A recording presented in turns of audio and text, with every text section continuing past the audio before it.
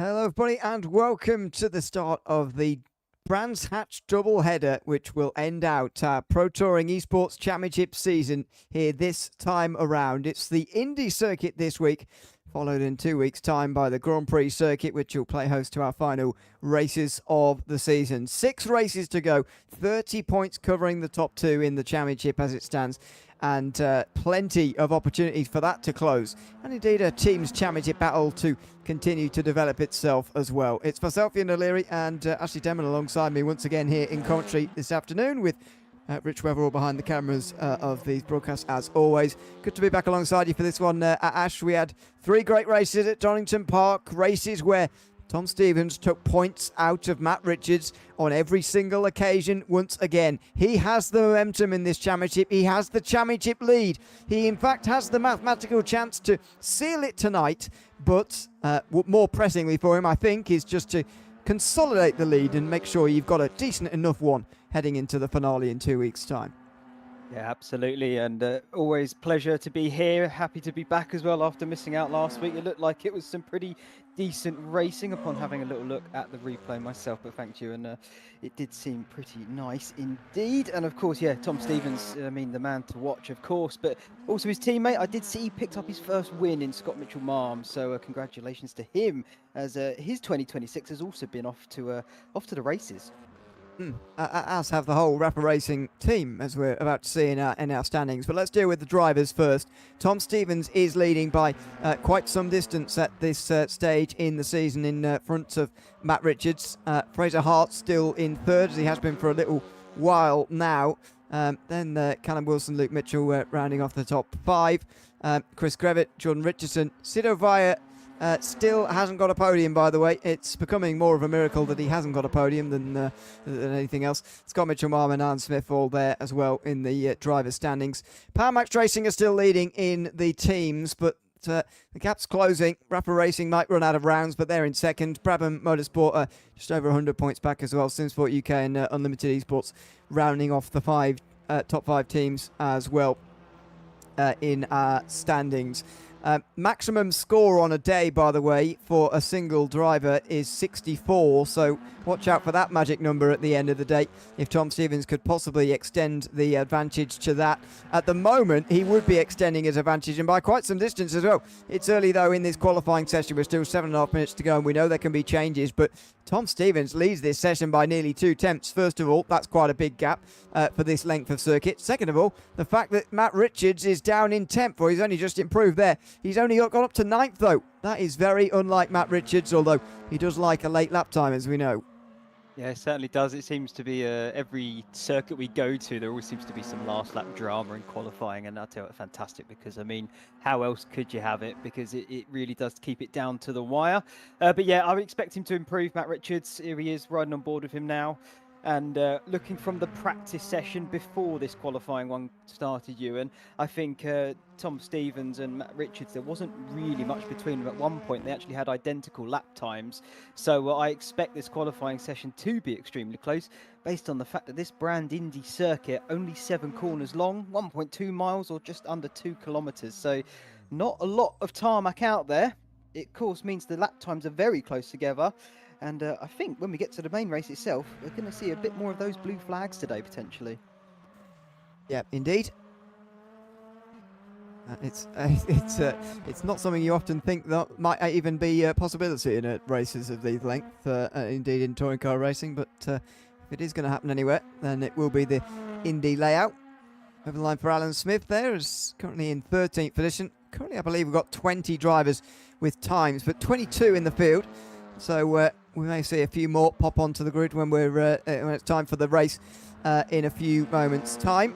Luke Mitchell with a couple of good personal best sectors here as he looks to maybe get onto the front row. In fact, I don't know if he'll be able to overhaul Tom Stevens at the moment, but he might get to second, and he does. In fact, he's quite close to Stevens, 300th of a second away. Callum Wilson trying to interrupt that. Power Max Racing are losing their championship lead week on week on week at the moment, and they're only 40 points in front now. So Callum Wilson's got an important part to play now in as far as keeping Rapper Racing at bay in the team's championship, as well as Matt Richards worrying about the drivers. Yeah, absolutely. The eagle-eyed viewers out there, I think, may have picked up on the standings. They are, I think, last week's ones, but it's not too dissimilar when you get into this week's numbers.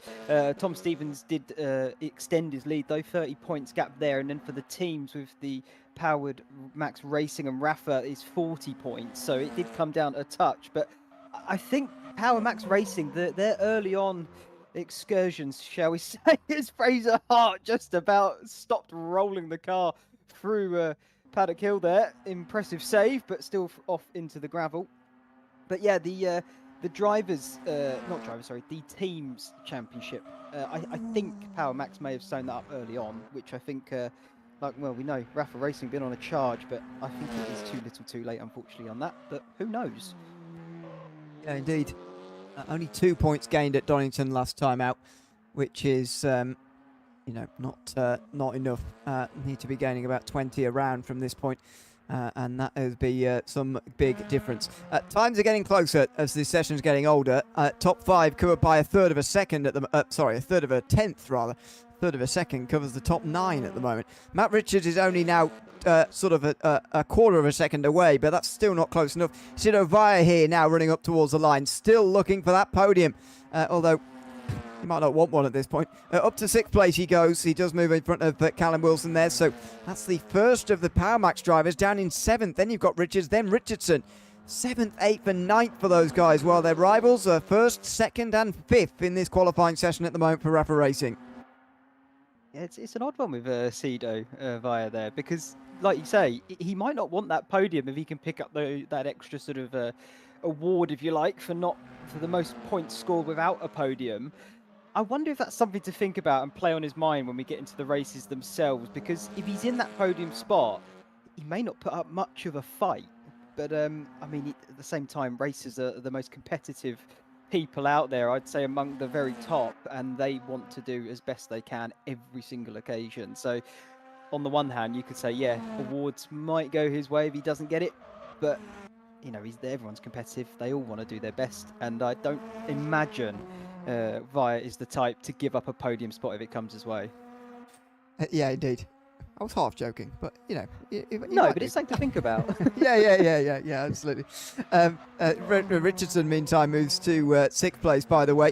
It's a dizzying qualifying session, isn't it? No sooner have you worked out somebody might be on a good lap that it's over, because it's only 45 seconds long or so. 46.3 is currently the best time from Tom Stevens, and next 3 are all within a tenth of him. 2 of them are his teammates. Here comes Alan Axon, 1 personal best sector. That is enough. I think he improved his lap time. He didn't climb any further up the field, though, as Matt Richards goes fast in the first sector, as does Fraser Hart. These are 2 of the championship contenders. I actually, at one stage, I actually thought they would be the main 2 contenders this season. It's not turned out like that. Fraser Hart 48 points behind. He does need to close tonight significantly on Stevens if he wants to be involved in this championship come 2 weeks' time. Matt Richards the same, as over the line for Hart, he is up to 3rd. What about Matt Richards, who works his way up towards the line right now, needing a big lap, and he's got one. He's got a big lap right at the end here.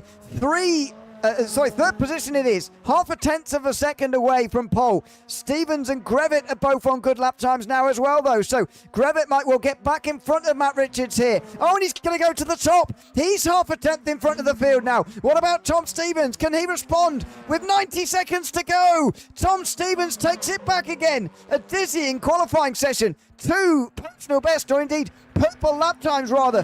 2 new best times in this session within seconds of one another. Tom Stevens wrestles back control of the session again. Not many laps now, probably 1 at best. I think Matt Richards may get 2 here, finishing this one, and 1 more. Yes, he definitely will. Is an improvement there. He's going green in the middle, so personal best for him, but no improvement overall. Scott Mitchell-Malm there as well. He's improving as that, I think, maybe Matt Richards' attempt over at improving once again, because by the time he comes back round, I don't think there's enough time on the clock for him. So Matt Richards, he's got to hope now and pray that no one improves and beats him. As we say that, Mitchell-Malm does it. Yeah, exactly. Yeah, he does move up in front of Matt Richards here. So down to 5th, and all the Rapper Racing drivers in front of all of the Power Max drivers, who are 5th, 7th and 8th as things stand. Here's Simon Tribeck, who has got 2 personal best sectors in the first 2 as well. So this could be a top 10 run. There's quite a big gap from 9th to 10th. So it looks like 10th might be the limit here for Tribeck, but it would be a nice improvement to get if indeed he can get there. Tribeck does indeed go 10th. There you go. Nestles himself in that very large gap there between 9th and 11th positions. Mitchell Marm, the only one really of note here who's got any sort of personal best sector going for him at the moment. As the session runs away, it looks... oh, it is an improvement. There he goes, up to 3rd. 3 drivers covered by less than half a tenth of a second. And by the way, we should just shout out Chris Krevitz having a fantastic last few weeks of this season. At Oulton Park, he finished 3rd, 4th and 8th in the 3 races. 2 weeks ago at Donington, 3rd and 9th. And that's got him up to 4th place in the championship standings now. Sort of best of the rest, you'd say, behind the real championship contenders. And he's gone purple in the first sector as well. I don't think it's enough in the end here. I think he's going to come into the pit lane. Or not, indeed. Good. It's good. It's Okay. matching Stevens. What's he going to be up to the line then? Chris Grevett, last chance on the clock. No. Oh, he bailed out. Yeah, I didn't like the look of the final corner, I must say. And in the end, clearly the stopwatch didn't like the look of it either, because he's pulled over to the end there. Sidovaya up towards the line will go 4th. Good lap at the end from him too. So another position down for the Power Max drivers. 6th, 8th and 9th in that session. We'll run through the full qualifying order as it draws to a close here, and it's Rapper Racing 1, 2 and 3. Tom Stevens, Scott Mitchell-Marm and Luke Mitchell. Can that be correct with Grevett all the way out of the session there? He was up towards the front earlier, but now he's down in 8th. So I don't know. You do the maths. Jordan Richardson 4th, ahead of Matt Richards, with Fraser Hart there as well. Then Callum Wilson, so I'd say Power Max behind all the Rapper Racing drivers. Then Grevett, according to this. Cedo Vire and Simon Tribeck rounding off the top 10. Then you've got Carlo Messina, who should be next, ahead of maybe. I don't know. We'll wait for the rest of it to scroll through. But anyway, that looks like a different order to what we just saw in the end of the session. It will be Alan Axton next, ahead of Alan Smith. Then Darren Wright, Matthew Williams running off those within a second of pole. Dave Brewster 15th, and Fabio Michelon. Stuart Rolfe, Alessandro Capper, then Carlo Messina just behind his teammate Carl Benton, rounding off the top 20, and 2 more at the back end of the field as well. We did, I believe, get 22 lap times in here. Unless there was maybe some drivers down the bottom end with no time. There was one. Olivia Krasnowska, got 21st. Sorema didn't set a time down the back end of the field. 22 is going to be plenty for this racetrack, that is for sure. It's going to feel very busy. It's going to feel very important. I think what could start to happen here, as I feel, is that the Drivers' Championship slowly slips away from Matt Richards, which it feels like it kind of has been since the turn of the new year, actually. And the Teams' Championship is going to come to a real crescendo where we're not sure whether Rapper Racing have enough races left to actually overhaul the disadvantage they've given themselves. I really don't think they do. It's such a shame to come to that conclusion as well, because the thing I'd love to see is to take it down to the wire next week at the Brands Hatch Grand Prix layout and let them battle it out. 2 Titan teams go head to head, but I think it is too little too late. If they had another 2 races, 2 more weeks after the next one at the finale, then I think there's a chance. 10 points per week at that mathematics, you probably got a shout at that happening, but I think 20 points per round overhaul, it's going to be too much for them. But I think you're right. As long as Stevens maintains this control that he seems to have in 2026 over the field, he should be able to pick up that drivers, if not today, then definitely next time out. And I think Matt Richards, like you say, he's probably going to try and consolidate that Teams Championship for him. Yeah, we will wait and see, because race 1, of course, is going to apply ballast in the way that we haven't seen in that qualifying session. But as you may have seen in those highlights before this, before we started talking, it was a surprise winner and a surprise top 3, I think you'd say, from race 3 rather, 2 weeks ago. Matthew Williams took the race victory. He scored more points in the final race 2 weeks ago than he did in the entire rest of the season. So he's up to 18th in the standings now, but he's got 50 kilograms on board for this race, which is fairly hefty. Fraser Hart has got 40 kilograms on board. Third place for Simon Tribeck, he'll have 30 kilograms on board. Tom Stevens 20, and then Sido Vaya with 10. Stevens with 20 is, I guess, one of the big names who's got some ballast on board. I think the only Rapper Racing driver, if I'm not mistaken, with any ballast on board there. With Scott Mitchell and Luke Mitchell actually both getting minus points, or indeed no points, from that final race. It did start to fall apart a bit for them 2 weeks ago. I can't imagine that, A, Stevens is going to be protected by his teammates, you would think, and B, 20 kilograms anyway, I don't think it's going to make too much of a difference based on what we've seen so far this season.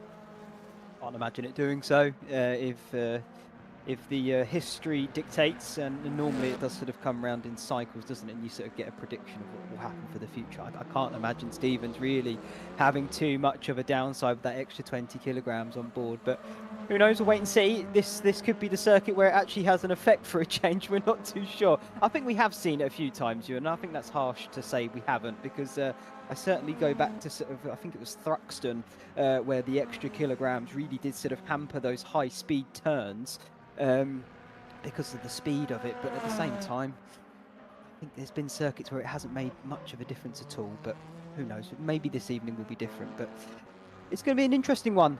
It's such a short circuit out there. It's going to be very compact with 22 cars on this field and less space for them to fan out. So I'm looking forward to it, because the drivers, I think, at the front have actually got a bit of a challenge in that they're going to have to come up and get behind the lapped cars.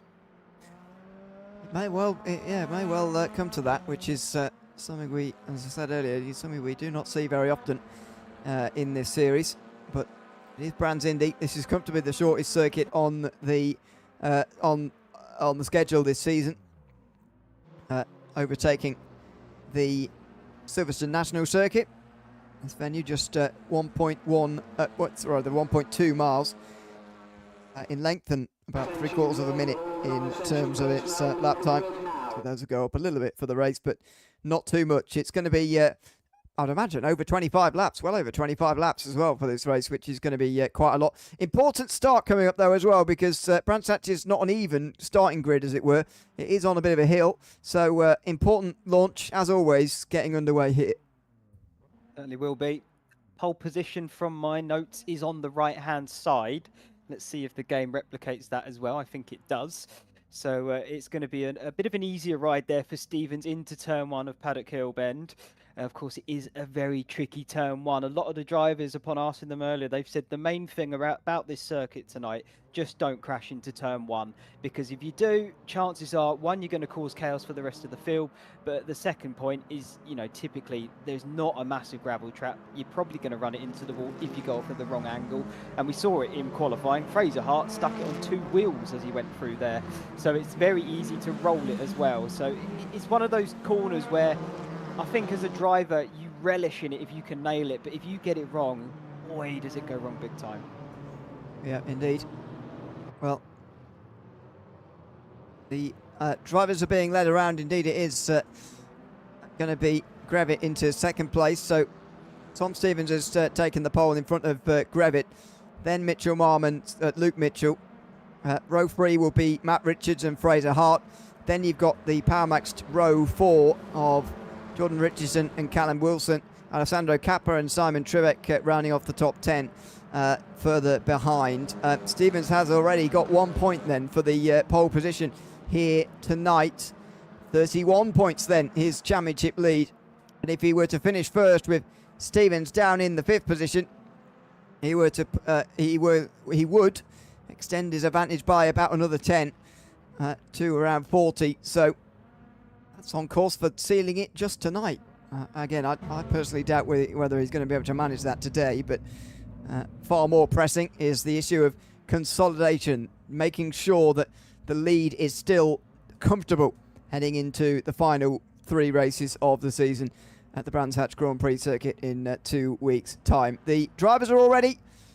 22 minutes on the clock, ready for race 1 of the day here from Brands Hatch Indy.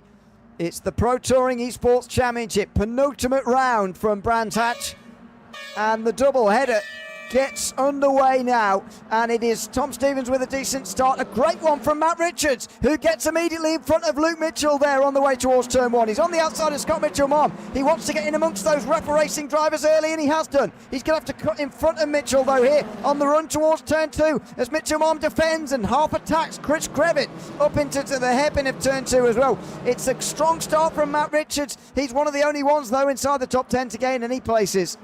Yeah, further down the order, a lot of door banging, you could argue, and that's what this circuit really does generate, and it is fantastic to watch and see as they all fan across the tarmac, trying to vie for position and take up as much space as they can to stop their rivals getting past. Out front, Tom Stevens going to lead the first lap, followed by Chris Grevitt, Scott Mitchell-Marm over the line of the Brabham Straight. And of course, yeah, biggest gainer there, Matt Richards really in this title fight.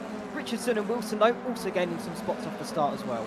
Oh, it's close for Fraser Hart as his bad lap one goes to worse now as Alessandro Cappa looked down the inside on the way towards turn one, and he's going to at turn two as well. Hart couldn't get across in time. Cappa's still there, and Hart's getting really boxed around at the moment. He's the outside championship contender in third, and to be fair with Grevitt up in second in this race, he's in danger of losing his top three as it stands. Cappa turns underneath him. That's where it all started to go wrong, by the way, for Fraser Hart on the previous lap there, coming through Graham Hill Bend. Side by side here though, he's going to back out of it, Will Cappa, and here comes Simon Tribeck. Finally, Fraser Hart stops himself from being overtaken so relentlessly. He keeps Alessandro Cappa behind him, and as you can see, the gap that's been created in front by that fight.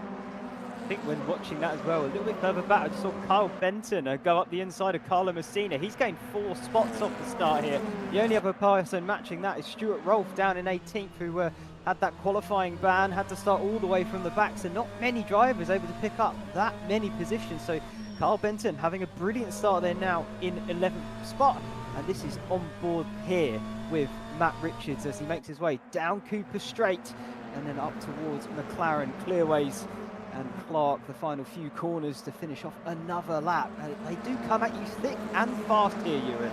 They absolutely do. It's remarkable. You have to recalibrate your brain, much in the same way you do for a race at the Nordschleife when you realise you're 8 minutes in and you're only completing the first lap. Round here, you're 8 minutes in and you've completed the first 12 laps or so, maybe 10. It is very, very unusual, but it's suited so well to these touring cars. As Chris Grevitt, meantime, just feels the pressure a little bit from Scott Mitchell-Marm on the way towards turn two. Matt Richards in there as well. Then Jordan Richardson, Callum Wilson. The Power Max drivers have done well to filter their way through so far. They do need to continue, though, to get up the field at the moment. Rapper are scoring first and third and 2 bonus points for this first race. At the moment, Power Max 4th and 6th position in this race at the moment, which is a 13 points, followed by what do we get for 6th place? I can't remember. 10, sorry. So, yeah, that would be a significant gain of just about 10, 15 or so for Rapper Racing. But it's not over yet, and Matt Richards actually does look like he's coming through the field pretty nicely at the moment, and racing perhaps better than what he qualified. It certainly looks that way. I think we've settled down a little bit now. Everyone seems to have got into their spots and now sort of playing that longer game in this race. I think Tom Stevens would be happy with that 7/10 advantage. He's got a nice little gap there. Back to Grevitt. It seems to fluctuate up and down, of course, as you would expect. But like you just said, Ewan, Matt Richards here looking incredibly racy. And no doubt Mitchell-Marm is going to be doing the biggest defence of his life to help out his teammate in Stevens, as the field has pretty much begun to spread out a little bit here now. It has, and that's to be expected over the course of one of these races. Again, lapping may well become a factor later on, but let's see. Grevitt still not losing that much time to Tom Stevens, but it's definitely Matt Richards who's applying the most pressure at the moment to Scott Mitchell-Marm. It is who's in that third place. There's the rear-view camera up in the right-hand side of the screen there of Scott Mitchell-Marm. He will be defending hard from Matt Richards if he has to over the course of this race. But oh, there he goes. Oh dear, that camera made it look like Richards was sailing into the back of Mitchell-Marm. Indeed, he wasn't quite. I think he did misjudge it though, and he does lose a few tenths of a second. Yeah, Absolutely, it's not the ideal situation, but I think the way it's looking at so far, he'll catch that back up pretty sharpish and not have too many issues with it. The other thing I think that's going to be a bit of a factor here, Ewan, and I think we forget to mention it week after week, but the touring cars here on R Factor 2, they do have a battery inside, and it runs off similar to the KERS system, if you remember that back in the day for Formula 1, where you press a button, you get a little surge of power. Theirs, of course, a bit different in that they have a certain battery for the entire race. It doesn't generate lap after lap. And I think earlier, I'm trying to work out which driver it was Darren Wright. He says you burn off about 10% in one lap, and you only make back about 1. So you do the maths on that and tell me how quick you're going to run out of battery. Yeah. And still 16 minutes to go, and this first race of the day. Mitchell Marm closer to Grevitt this time round again, although I say Grevitt is hanging around not far from Tom Stevens. Last time round he was just over a tenth quicker indeed. So this race at the front is not over by any means, like we have seen on some occasions in race 1. Tom Stevens has very much run away. His run of race wins in race 1 finally came to an end 2 weeks ago at Donington Park, but he's won at Alton, Knockhill, Silverstone before that. Finally, though, it came to an end at Donington Park last round, but his race 2 winning streak is still ongoing as he came back to go on and win that second race of the day. First race of the day last round, by the way, was won by Scott Mitchell-Marm, so it was a Rafa Racing 1-2 nevertheless. As up in towards turn 2 again, Grevitt half defending, half attacking. I'm not entirely sure whether to look forward or backward at the moment, I fear. That's the problem when you've got two teammates either side of you. That's the problem Grevitt's in at the moment. It certainly is. I think Mitchell Marm there got the slightly better exit down Paddock Hill Bend and was looking to try and use that advantage going into Druids, but of course Grevitt shut the door on him, and that was that little defence we saw as they come back round Clark, final corner, and Brabham straight to finish off another lap here. I have already lost count of how many we're at. I think 9-ish or so. So yeah, counting them off very quickly indeed. And we are sort of in a little bit of a lull here, Ewan, but it is a circuit that is incredibly tricky to overtake at, especially when you're missing the rest of the Grand Prix layout, which does have a few extra corners in there that enables an overtake.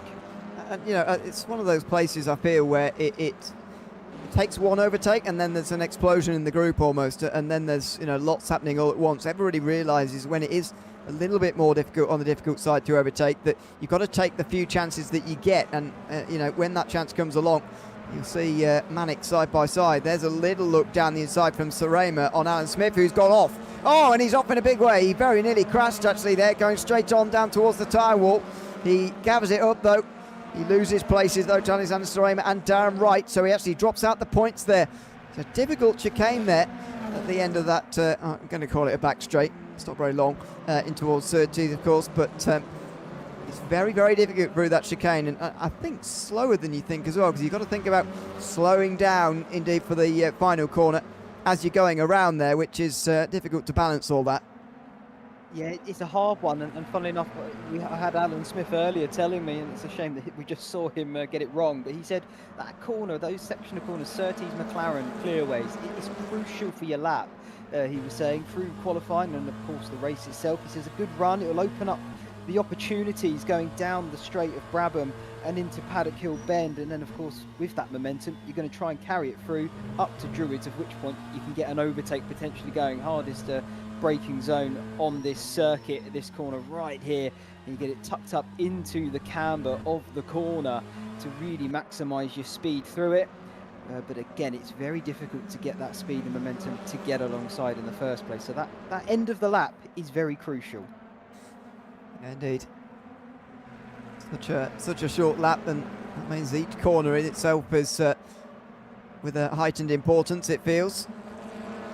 As the gap for the lead just extending towards a second now. Stevens starting to find his stride about 10 minutes in here.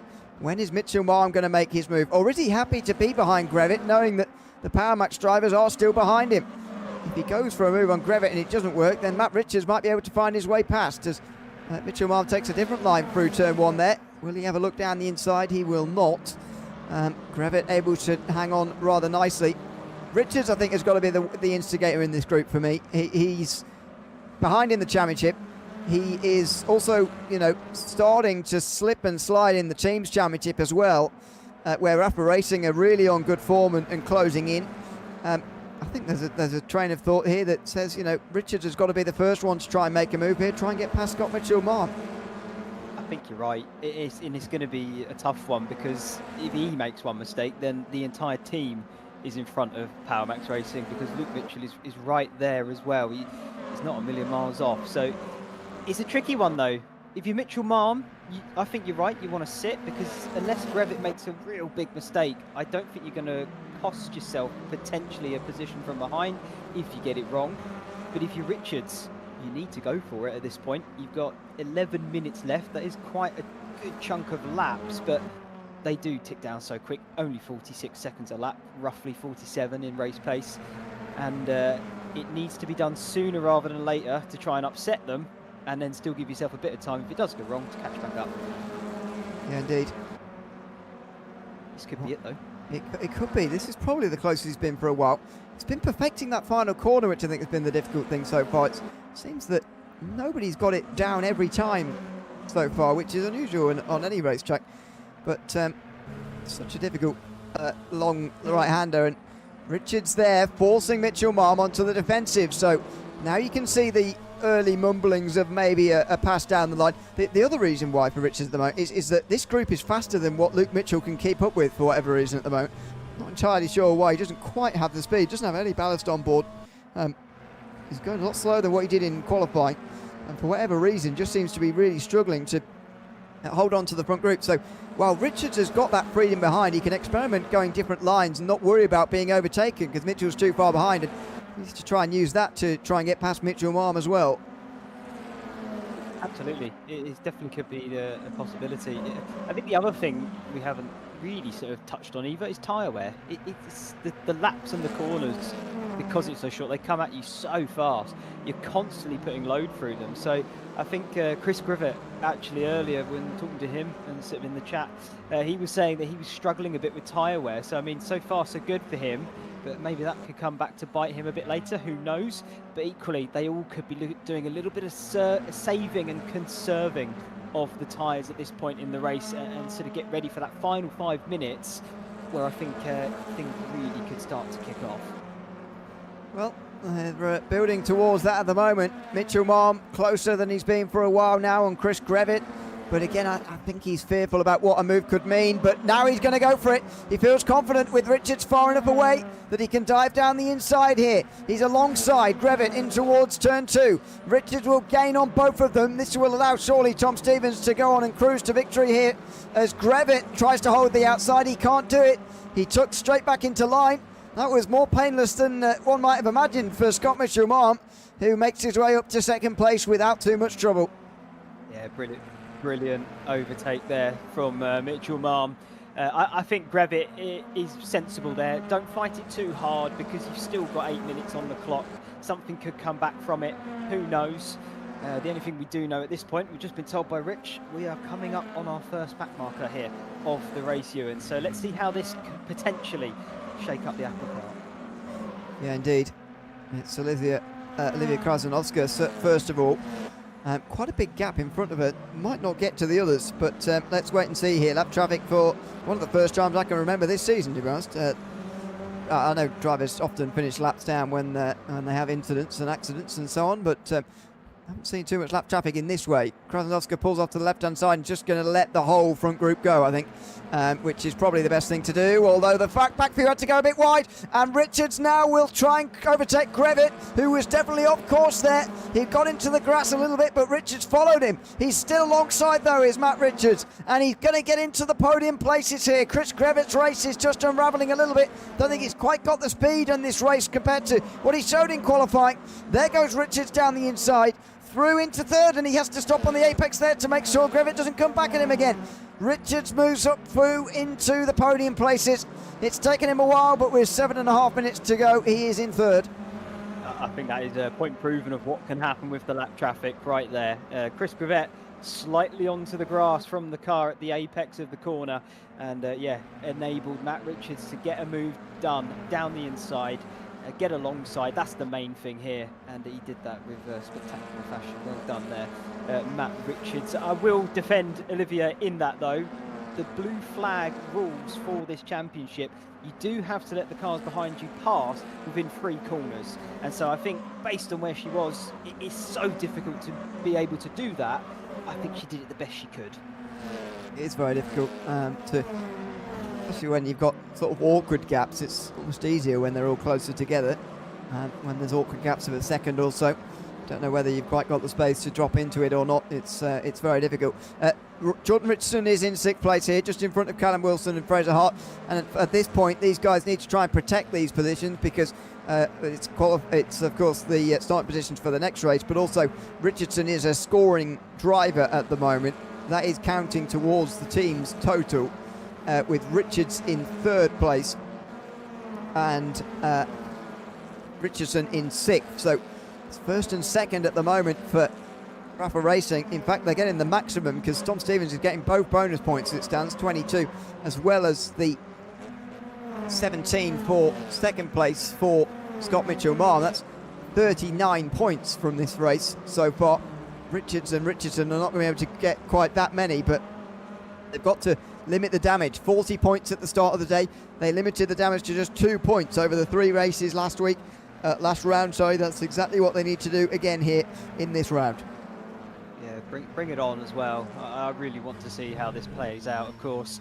It really is interesting. That is a very opportunistic move there.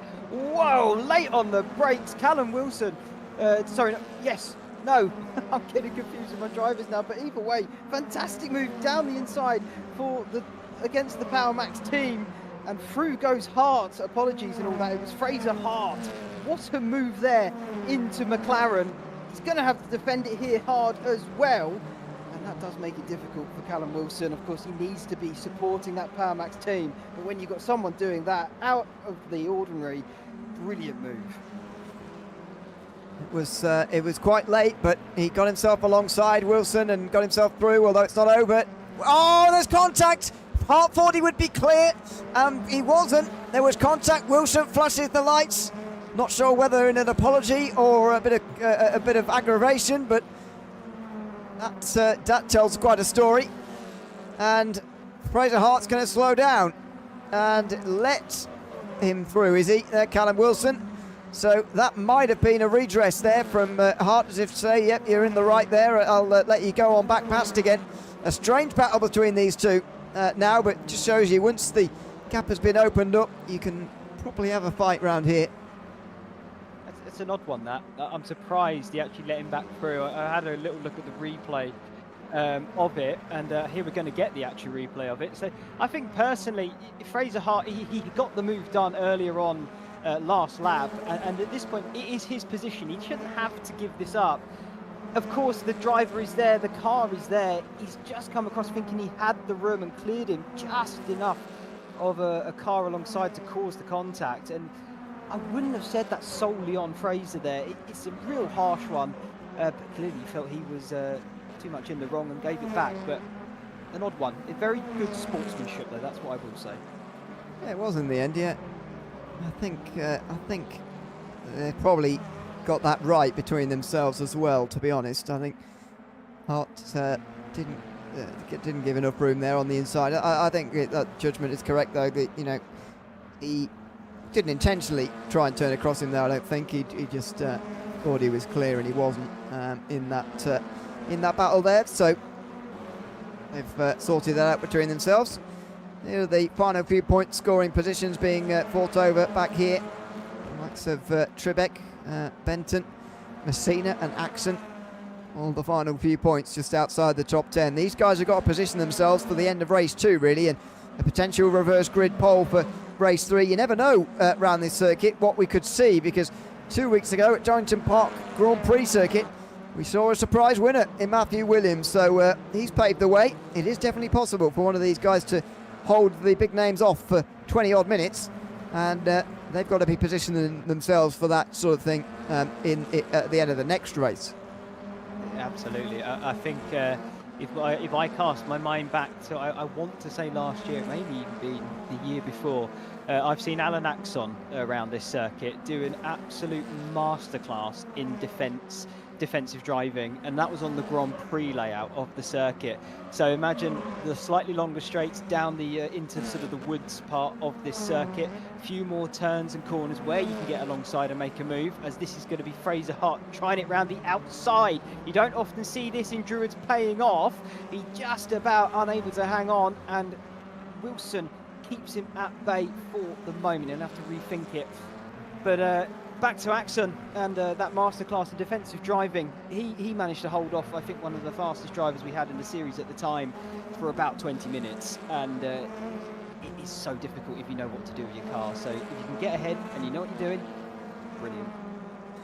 Yeah, indeed. Well, the gap for the lead very close, but it looks like Stevens and Mitchell are going to follow one another to a victory here, and a maximum score as well as far as points is concerned. Hart very close to Wilson in towards turn number one, though, even closer in fact, forcing Wilson onto the defensive here. This is really about qualifying for the next race, to be honest, for Callum Wilson. He's not scoring any team points from here, but Fraser Hart, of course, is scoring points in his battle in the championship. He's only, 27 points in front of Chris Grevitt at the start of the day, and he'll be losing a few more as it stands right now. So that's what's being fought over here as the leaders come up towards and cross the line again. There'll be one lap to go for Tom Stevens out front, who is just about clinging on to the lead of this race, but should feel comfortable with his teammate right behind. Absolutely. We were speaking of Axon, well, I was speaking of Axon. We just saw him there right up behind Messina, looking to try and get a move, as this is the leading pair. Tom Stevens, Scott Mitchell-Marm, Rafa Racing 1-2, and of course bringing home the maximum points they can for this race number one this evening. I mean, fantastic drive from the pair of them, Ewan. I think Stevens has done a stellar job here. Of course, he's got 20 kilograms on board already. He's going to get another 30 for race number two. Let's see how he can manage that one. Well, it's Rafa Racing Dreamland, really. Tom Stevens gets the full 22 points from this first race of the day, and Scott Mitchell-Marm comes home behind him to take a 1-2 for Rafa Racing. It's Tom Stevens again in race one, as he's done so many occasions this season. Matt Richards ends up in third place there in that race. He will lose a further 7 points to Tom Stevens. He's now 37 points behind going into the final 5 races of the season, needing to gain an average of 5 points a round now, or 7 points a race, sorry, I should say, in the final part of this season. Here come the final drivers over the line there in the points at the very back end of the field. But yeah, that couldn't have gone much better for Rafa Racing, really, nor Tom Stevens. Stevens extends his championship lead, and Rafa Racing get closer to the team's championship lead. Yeah, brilliant stuff from the pair of them. I mean, they've done everything they've needed to, as this is Williams then crossing the line. I think the final driver out there potentially, because of course we saw Krasnowska get that earlier on, so already finished her race, and there is the final positions. Yeah, and it's Tom Stevens who wins the race in front of Scott Mitchell-Marm. As we saw, Matt Richards is on the podium ahead of Chris Grevitt, who dropped a few places there. Luke Mitchell finishes 5th position, with Jordan Richardson the final scoring driver in the team's championship for Powermax Racing. Their lead cut, by the way, to just 26 points now.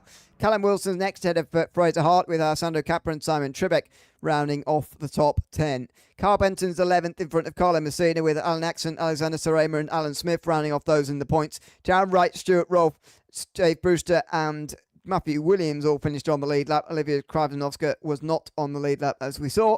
And I think there was a couple more drivers maybe laps down and not finishing.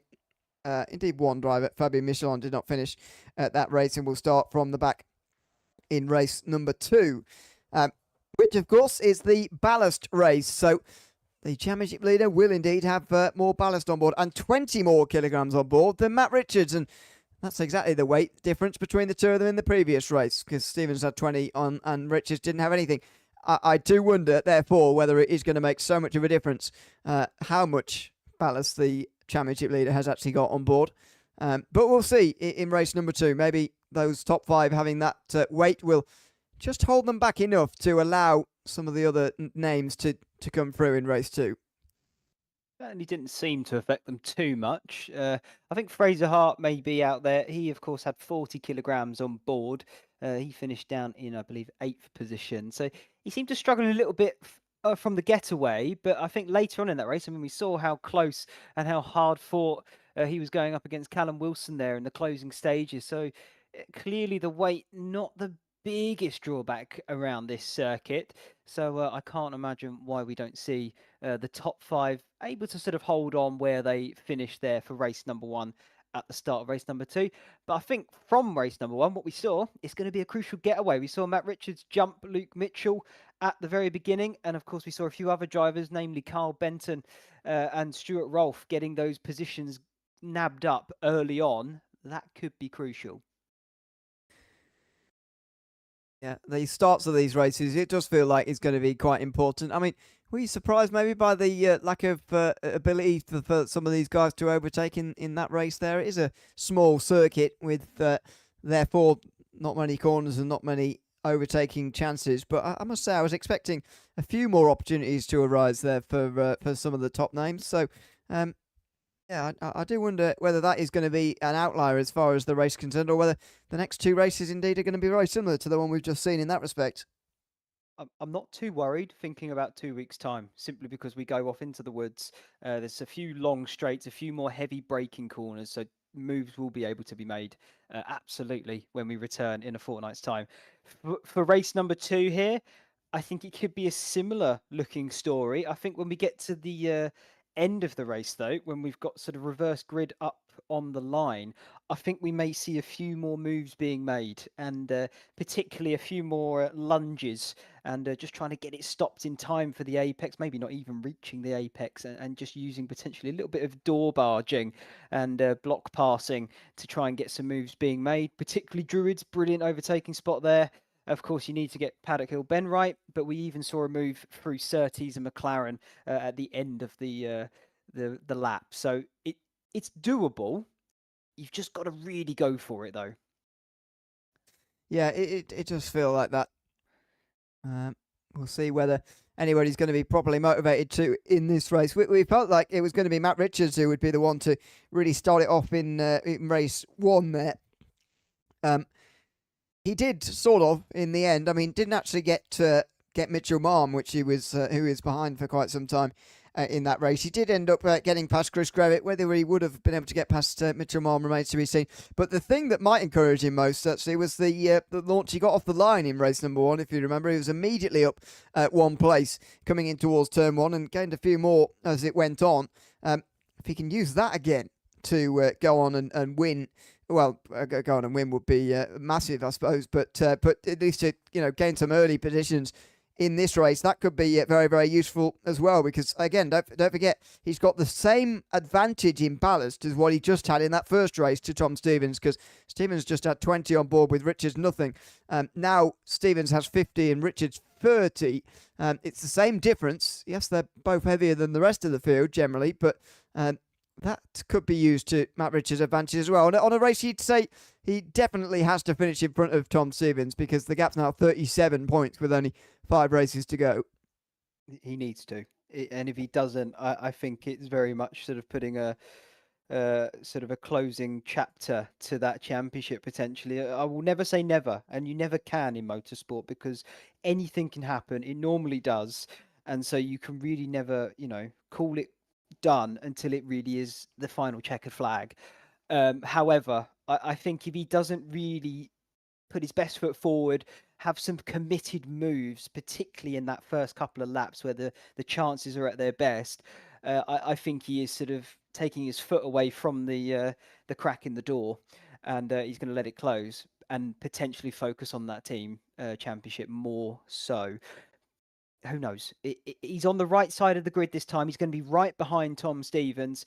Hopefully, he'll be looking for that brilliant launch we saw in race number 1. If he can do that again, he's got a fantastic chance up into Druids, lap number 1, and that's what we'll be looking for. Yeah, we'll see them get underway very, very soon. They're just in a warm-up session before the second race now. About a minute left of that. All 22 drivers have made their way over to the second race session here. Ballast will be applied to that top 5.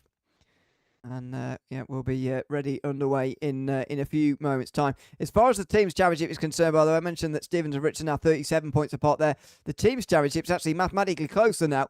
26 points for Powermax Racing over Rapper Racing, who got the maximum points out of that previous race. Now, they have done that before at race 1 at Silverstone, getting all 39 points. They've done it again here, and this time gaining 14 points to get it down to 26. That suddenly puts it into the window where they really could gain that championship lead by the end of the day. We'll wait and see. That would be a big jump, taking another 26 points out of Powermax Racing. But, I mean, my goodness, that's a big, big early step for them. It's a crucial step as well. I mean, fantastic. That will give them a boost of confidence going into this race number 2. So they'll be very happy with that indeed as they begin to pull away now for their warm-up lap here. Yeah, I mean, let's see how this first corner goes. It's such a tricky corner. When, you know, tensions are high, you're nervous really at the start of a race before those nerves really calm back down into a normal sort of baseline again. A little twitch, it can happen. It always, you know, it's always up in the air of those first opening corners. So let's see what they do. Tom Stevens, he knows how to win a race. We've seen him do it many times this season. Of course, Mitchell Marm has really upped his game here in 2026 after sort of a slightly poorer half in 2025. And of course, Matt Richards is still looking to try and hang on to this drivers and of course help his team as well maintain that championship there. Well, up on the way towards the grid they go. It's much sunnier conditions for this second race of the day as the drivers get themselves into position and onto the grid. Tom Stevens and Scott Mitchell-Marm on the front row with Matt Richards in third place, needing a big result here, both for Powermax Racing and indeed individually for the Drivers' Championship as well. He absolutely needs to get a good result here, but he had a great launch off the line last time around. Can he do it from third place this time? He was in sixth, of course, for that first start of the day. Let's see as race 2 from Brands Hatch Indy gets underway, and it is pretty even across the board, in all honesty. In the end, it's Richardson who's in that position and seemingly getting a good start as well there on the outside line of Luke Mitchell. So that is a Rapper Racing driver versus Powermax, but Mitchell is rather holding him back for his teammates, and there goes Callum Wilson defending from Hart, but also looking for a move himself. Very orderly coming in towards turn 2 again. You'd expect to see the aggression here early, but it's not quite happening just yet. Here comes Richardson now. He's got to try and get from Mitchell, but he doesn't manage it. He gets tied up. Now the teammates are side by side as Callum Wilson pulls alongside. Yeah, the aggressor there was Carl Benton once again gaining a position in those early corners. He's up to P10 now, and he was looking very feisty indeed. There he goes down the inside. It's too much for him though. He spun round across the front of Messina. Carl Benton is facing definitely the wrong way and at the back of the field now as the rest of the pack get away cleanly. That's disastrous in race 2 because it means you've got no chance really of being involved for the reverse grid at race 3, which will be done later on in this race. Of course, we'll see who is going to be on pole for this final race of the day, but it's down further back where the drama is. The top 8 stay in their positions early on here. No gains or losses in the top 8 on the opening lap, and the most important part of the race. That is surprising. It's surprising, but I think it's a sensible play, you would argue, at the same time, because it's a long old race round here. I was actually looking in the drivers' chat and looking at some of the tyre wear. They were talking about it after race number 1. Matt Richards, he didn't have any ballast from race number 1, and even he was complaining about tyre wear come the end of that race. He's got a bit of extra weight on board now. Let's see how these guys fare up. Of course, Tom Stevens, haven't seen or heard anything from him. He's got extra ballast in that car now. Maybe there could be some twists and turns to this fairy tale yet. Yeah, indeed. As they make their way onto the third lap of this race once again, these guys, as they were at the beginning of this race. Fraser Hart pretty close to Callum Wilson, you can see in the background there. Richards quite close to Mitchell Marm too on the way to this final corner, but he needs to get this done pretty quickly, otherwise Tom Stevens is going to be able to get off and away very quickly. But I mean, Mitchell Marm is not going to let him through very easily at all. That is going to be a big fight here between these two. In towards turn number 1. He dives on the brakes there. Just Richards into turn 1. He just misses the apex though, a little bit wide. Mitchell Marm will hold on again. This pressure is going to mount now for the next 20 minutes, and Richards has got to make a pass. Yeah, he needs to do something here. He needs this win. Like I said earlier, if he doesn't, I think he is not throwing it away, but it's sort of not a lost cause either. It's hard to judge what it would be, but it is, you know, going to make it so much harder for him in the next sort of round coming up. 4 races after this one, of course, still to go. But Matt Richards really needs to be on the attack here, and he's looking very quick out of Clearways and Clark there. He's right up, tucked behind Mitchell Marm. The thing difference here, though, is Mitchell Marm, I think he does take a slightly different line here into Paddock Hill Bend. I don't know which is faster from all these guys, and it just has a slightly different entry point to it, and it just sort of doesn't really open it up for some attacks from someone behind. So it's almost like a very smart defensive line, but he still carries the speed. Seems to me like there's quite a lot of different ways about doing quite a lot of these different corners from what I've seen so far. Obviously there's not very many corners, but as I say, that there's quite a few ways of doing them, especially this final turn as well, which is somewhere. Hart also close to Wilson again, but not close enough for a dive there. They're really congregating at the front now. Chris Drevitt's getting closer. Luke Mitchell's got the fastest lap of the race, so there's the bonus point. That's where the bonus point's going at the moment. Don't think it would be applied to the RAF Racing total if it were to stay as it is, because Mitchell is not a scoring driver in third. Only the top 2 score in the team's championship. And at the moment, Richards has got to get through, not least for the fact that the top 2 of RAF Racing are in front of him, but also he's got to increase his own score here. He's got to help his teammates out. And he can't wait that long, I feel, as well, because he needs time for the likes of Richardson and Wilson to get themselves involved with those heavier drivers here, like Stevens and Mitchell Marm. Absolutely. I think regarding his point that he would pick up, you have to think of it's for his driver's total, and of course, in essence, that would still help with the team because they'll add all of them up together, surely. I'm trying to work that one out. Maybe not, maybe you are right. But either way, he'll pick that up for his own tally in the Drivers' Championship, so he'll still get a benefit from it, should he hang on to it to the end of this race in Luke Mitchell. But I think once again here, Ewan, sort of earlier on, we've hit that point of the race where they're starting to fan out a little bit, and so we're going to wait for some of these drivers to sort of punch back up again. I say that as the front 4 sort of punch up into Druids, but we're looking for some battles to start unfolding now as they start to break off in pairs. They are a little bit. We'll see how it develops over the course of the next 15 minutes or so. We have had the standings updated, by the way. It is indeed 37 points for Stevens, and it's just 26 now for PowerMax Racing, so we've reached that crossover point now.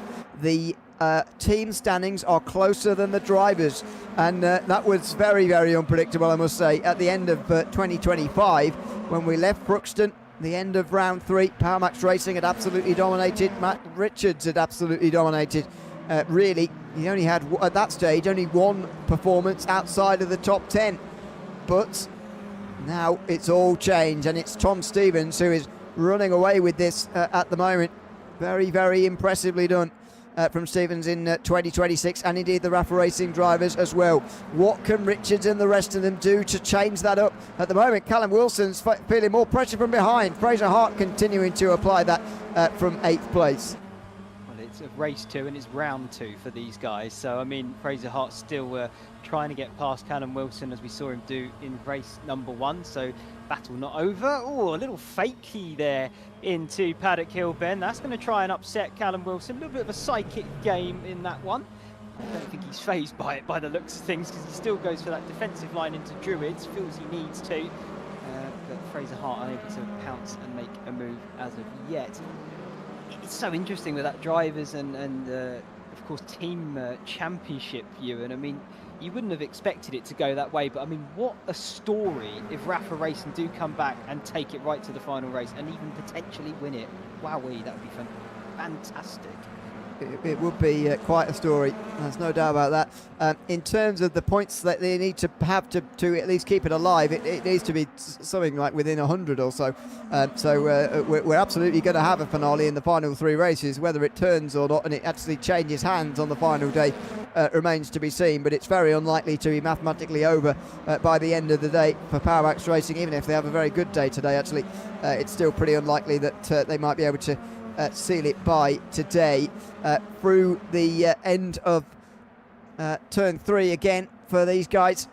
Richards just not able to do anything as it stands. We're nearly 8 minutes into this race and still the Rapper Racing drivers are out front. Tom Stevens to me seems a little bit vulnerable. I'm not sure he's quite got the speed he did in race 1. He's got more ballast on board, of course, especially compared to those behind, but at the moment those behind are not doing much to challenge him. This could be that tyre wear issue. You know, maybe he's having to just sort of hold back a little bit with his absolute top pace and speed and just look after them slightly, just to make sure that he can get to the end. I think I mentioned Matt Richards was struggling in race number 1. He was not alone in this. A lot of the drivers were really saying, you know, by the end of the race, their tyres were absolutely cooked and almost on the verge of completely going off the cliff. So it's going to be something to look at and think about when we get to the end of this. If they really do start going at it hard and furious to get these moves done. We just saw Fraser Hart there having another look at Wilson through Druids as they really do get close up here at the front 4. And it's still, it has been for the first 10 minutes here, but no changes still in the top 8 so far in this race. It's all been happening further down where they'll be hoping they're scrapping for the pole position in the 3rd race of the day. Bit wide from Stevens there. Richards still clearly a feature in the mirrors of Scott Mitchell-Marm, who took a slightly different braking zone there in towards turn 2. Certainly compared to what Richards has been doing.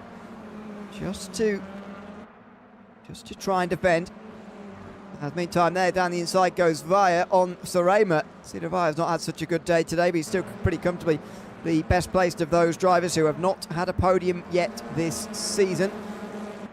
And it looks like as long as he doesn't get a podium, he will continue that on right to the end of the season as well. Over the line again, Luke Mitchell still with the fastest lap. Looks like that is going to be his now as this race continues. I'm not sure it's going to be beaten, but what about in terms of this race? How can Matt Richards get himself involved at the moment? He's just too far away, and he knows how painful it's going to be to get past Mitchell-Marm. He knows how much time it's going to cost, but he's got to risk it for me at the moment. He can't afford Rapper Racing to go on and win another race 1-2. No, he can't. He's just got to keep applying the pressure. If he can do that every single lap, and by the time we get to the end, those two out front maybe, you know, start to succumb to it. Potentially they were having to push that little bit extra to make sure they stay ahead. And so, you know, as long as Matt Richards can stay in that sort of 3/10 window that he's been doing lap after lap, they know that the pressure is there and that he is right behind him as he gets even closer here. Paddock Hill bend just slightly changes onto the exit. Seems that Mitchell-Marm got a slightly better drive off it. Look at them one by one filing through Druids.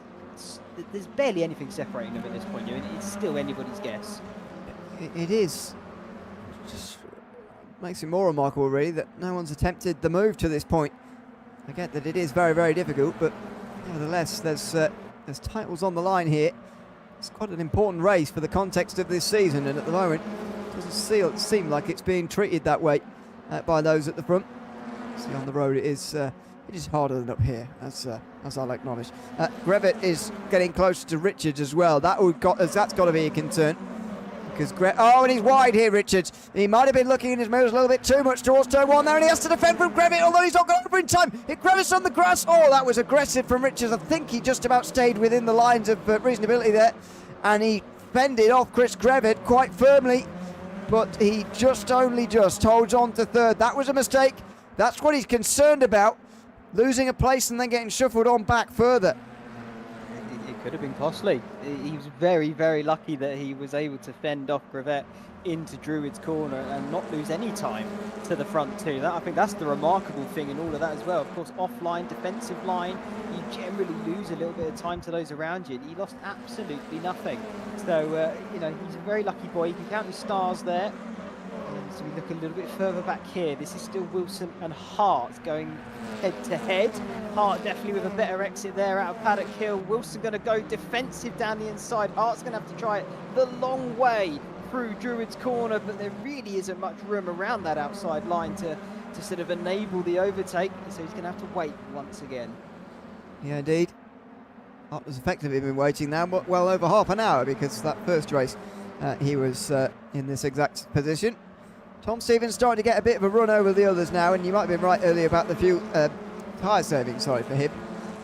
Seen that he was just slowing down towards the end of the previous race, and he's maybe decided to have that the other way round this time round while he's got the track position.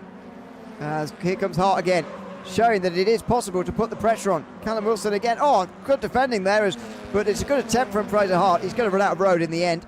Picks up a bit of gravel, and Simon Trebek is closing as well now, which will complicate things for Fraser Hart, but he's showing here to the others that it is possible to make these attempts, although I guess he might be proving the others' point that, well, it's just going to cost me a lot of time, because these guys are now nearly 2 seconds off the rest of the group. If he can get through, I think he'll catch up. You know, it's definitely doable for him. Another benefit for Fraser Hart here, he hasn't even got the ballast on board this time, so I'm quite surprised that Wilson has been holding him up so well and still keeping him at bay, to the point now, yeah, Trebek's starting to come into the picture in that battle. As this is a bit further forward once again with Brevet and Mitchell, the front three just able to get a little bit of a breathing room and pull slightly away, but really not much respite for any of these guys out there. They're constantly looking forward and constantly looking in their mirrors, because they're under attack from all angles. Yeah, they are. There's Wilson again, only just in front of Fraser Hart here. Simon Trebek next in line, and then Asina and Kappa, who are next in line. There's the mistake, there's the move from Fraser Hart, very similar to race 1 actually, where he barreled his way down the inside. He can't make it work this time, and hopefully there's no contact next lap to go with it, like there was in the first time around as well. But that felt similar really, and again showing that if you do dive down the inside like that, you can make an attempt in towards turn 2. There'll be another one from Hart here, as there is on Mitchell from Richardson, up for 5th position as well, but Mitchell holds off that quite nicely as well. So again, the guys who are defending are having a time of it at the moment. They are able to keep those guys behind without too much difficulty.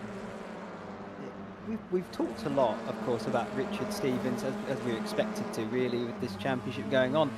I think another crucial one, when we're thinking of the teams championship, is Richardson.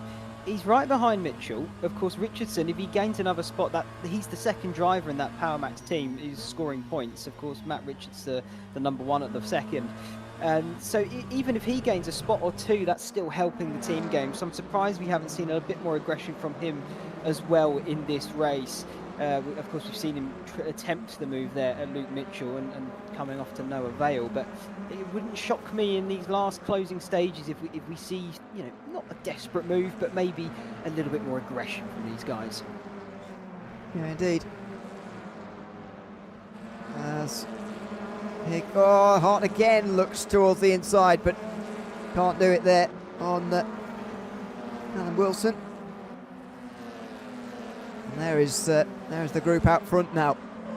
Mitchell certainly knows he's in a fight with Richardson as well, and is struggling to get past. Richards, for his part, is not that close to Mitchell Marm anymore, as there's a look from Richardson down the inside. He couldn't get it done from all the way back there.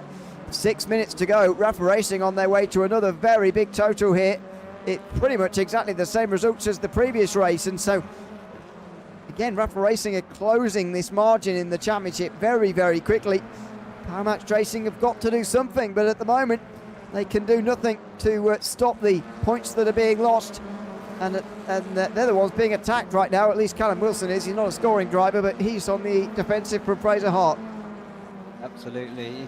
If they needed luck in anything, it would have been the reverse grid, and I regret to inform them, if they are listening on board here, there's only 7 drivers that are going to be spun around from top to bottom, and so there's not that many cars that Rafa Racing have to get past once again to score even more points, and funnily enough, it's all the Power Max cars as well that will be flipped. So yeah, you could look at it that if Power Max can hold on to it, then yeah, fantastic, they'll score some more points ahead of Rafa in that final round. However, it is Rafa that will be right there behind them, trying to get beside and in front. So if they do manage that, then it's going to be even more lost points. Yeah, indeed. Yes, at the moment, they are absolutely flooding flooding points at the moment. They cannot stop losing them to Rapper Racing in these last few weeks. Here come Hart again. He tried to go from one way to the other there. He tried to look to the outside and then dive down the inside at the very end, but couldn't do it. In towards turn 2, he's going to again be looking here. And we ride on board with Simon Trebek, who watches on from 9th position there too. Fraser Hart keeping it tighter to the inside line there nicely, and the run to the chicane. He's got a chance towards the final turn. Will there be this dive that he's now really getting some good practice at? He will not dive down the inside this time around. Look at the pressure he's putting on though. So close behind. Now he looks to the inside, can't quite get there. And yeah, he's just not going to be able to get past unless he can switch to the inside again for turn 1. No, I mean, this is so much pressure being put onto Wilson, but he is responding at the moment. Oh, here comes Trebek. Look at him. He's going to have to try and close the door on him. Is Fraser Hart. I think he just about got it over, but Trebek, here he goes, round the outside. Can he keep a wheel alongside that car? Yes, he can. Simon Trebek is now, he almost got it down the inside there of Fraser. Wasn't having any of it, slammed that door firmly shut in his face. But there we go, that just shows all that fighting, and Simon Trebek's caught up and he's almost got alongside. Wow, contact. There is contact, and that was a dive down the inside there from Fraser Hart. Quite an aggressive dive, but he cannot get past Callum Wilson at the moment. Whatever he tries, seemingly. Still stuck behind, still absolutely stuck, and you know, he's been the most aggressive, I think, in the field, really, but I guess proving to us why the likes of Matt Richards haven't tried to be more aggressive, because it doesn't matter, it seems, how aggressive you are, it's still not going to get past. Absolutely, yes. Sorry to cut in front of you there, Ewan. It was more just the fact that 7th place is so crucial now as well. That's the reverse grid pole. So if Fraser Hart, whether he knows it or not, or Callum Wilson, whether he knows it or not, that fight is really crucial now in these closing moments of this race. Number 2 here, as a back up front here with them. So what's this, 3rd down to, I believe, 6th position. Not a lot separating them, but Rapper Racing seem to be pulling away with their 1-2 once again. Yeah, indeed. So no bonus points to those two, but 37 points, and the same again for Power Match, so 25, because they're still 3rd and 6th. So what's that? 15 points gained this time round, I think. No, that's not right. Sorry. 12 rather. 12, not 14. So the gap will be down to 14 points only between the two with 4 races to go. Powermax have got to be getting a little bit nervous about this now. They need to have a very good reverse grid race. Fraser Hart continues to apply the pressure. He actually applies the bumper there to Wilson briefly as Mitchell gets close to Grevitt. I'm not sure there's actually any merit in Grevitt. Mitchell trying to make the overtake here because the reverse grid, he's only going to end up behind Grevitt if he overtakes him, so he's not scoring any points for the team. Still wants some points for himself, but if he's thinking about the team game, then he should stay behind Grevitt here, I think. I mean, that's the logic. The thing we don't know, Ewan, of course, is if they are listening in on us and know about that reverse grid in the sense of how many cars it goes down, of course, but you know, at the same point, yeah, they're in the top 5. They're guaranteed to be reversed, and like you say, it makes more sense to stay where you are for a bit of an advantage in the 3rd race itself. This battle is still ever going on. Fraser Hart, once again, still looking. And the problem is he's only got 2 corners to choose from. It's there in McLaren/Clearways, and it's into Druids of turn number 2. And you don't really have any other opportunities to try and make it stick. So he's got to make one of them and then make it stick. Outside, and he's missed the apex there as Wilson, actually. So Hart's been chased out wide there as well. Here comes Simon Trebek again, who doesn't seem too enthused about getting involved here, to be honest. Towards turn 2. He stays behind again as the seconds tick away. Richards gets close to Mitchell Marm here, very close, as Tom Stevens comes through, surely to go on and take a race victory. It's Richards about to make a surprise dive here late on. He's not going to. If he'd have been this close laps ago, then maybe this race would have been a bit different, but as it is, it's the same as race 1. Tom Stevens wins again. He does the double again, this time at Brands Hatch. Over the line they go, and Mitchell Marm finishes just in front of Richards. Did they actually receive the checkered flag there, I wonder?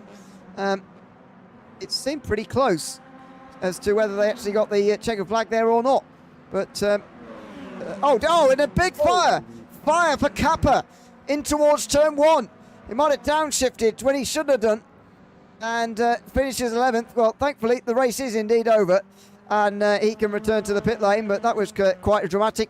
Another day, another race where Tom Stevens wins both of the first 2 races, and Rapper Racing extend their lead again. I mean, you wouldn't have expected it coming into this round at that 40-point gap. It's almost nothing at this point.